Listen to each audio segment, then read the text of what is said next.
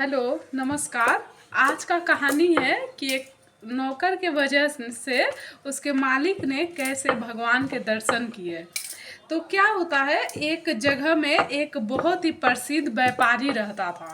वो पूजा पाठ में बहुत आस्था रखता था, लेकिन वो अपने काम की वजह से कभी भी भगवान का तीर्थ यात्रा नहीं कर पाता था। तो उसके पास एक बहुत ही वफादार नौकर था, जो कि बहुत ही वफादार था, आप कल्पना भी नहीं कर सकते हैं। तो क्या होता है, एक दिन वो नौकर आता है, बोलता है मालिक मुझे छुट्टी चाहिए, क्योंकि मैं तीर्थ करने जगन्नाथ भगवान के दर्शन करने पुरी जा रहा हूँ। तो मालिक भी खुश होता है, बोलता है ठीक है जाओ, और ये लो मेरे तरफ से 100 रुपये तुम भगवान के चरण में चढ़ा देना, कहना कि मैं दिया हूँ। वो भी बेचारा खुशी खुशी उसके पैसे को ले लेता है और निकल पड़ता है पुरी जाने के लिए, जगन्नाथ भगवान के दर्शन करने के लिए। तो वो जब वहाँ पे पहुँचता है, वहाँ का दृश्य देख करके वो बहुत खुश होता है, और वहाँ पे बहुत सारे लोग जो थे वो भगवान के कीर्तन में बहुत मगन थे, नाच गा रहे थे, ठीक है, कीर्तन भजन कर रहे थे।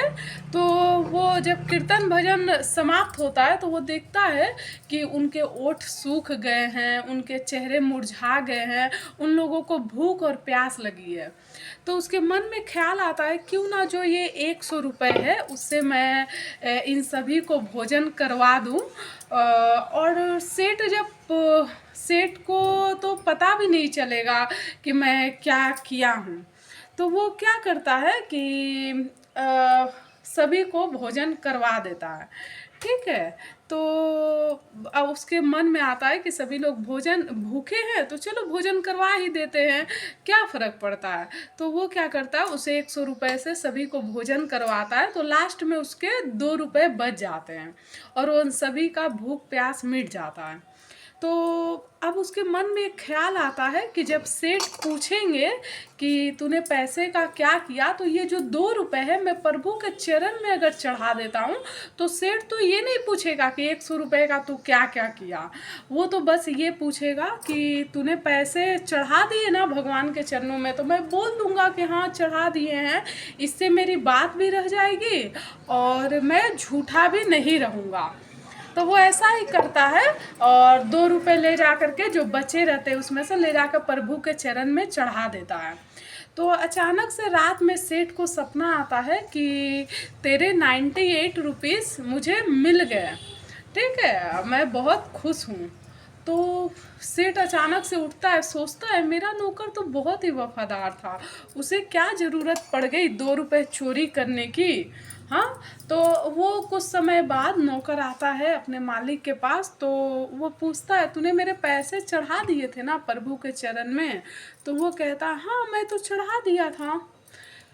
फिर वो नौकर जो है वो समझ जाता है कि मालिक को हो ना हो कहीं पे कुछ शक हुआ है, तो वो सारी घटना अपने मालिक को बता देता है। तो इसी वजह से तो बताता है कि अरे तेरे वजह से भगवान जगन्नाथ ने मुझे स्वप्न में दर्शन दिए। तो ये थी एक कहानी, और उसको बहुत बहुत धन्यवाद कहता है। तो आप लोगों ने देखा कैसे एक नौकर के वजह से मालिक ने भगवान के दर्शन किए।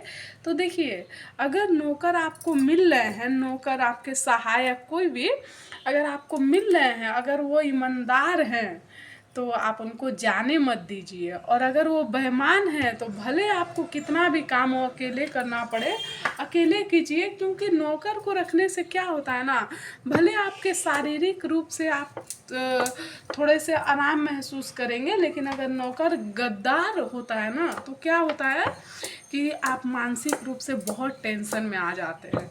और शारीरिक कष्ट सो फिर भी कुछ समय के बाद ठीक हो जाता है, लेकिन मानसिक कष्ट ना हमेशा बना रहता है। तो सोच समझ कर अपने नौकर का चुनाव करें। Thank you. कैसी लगी कहानी ज़रूर बताएं।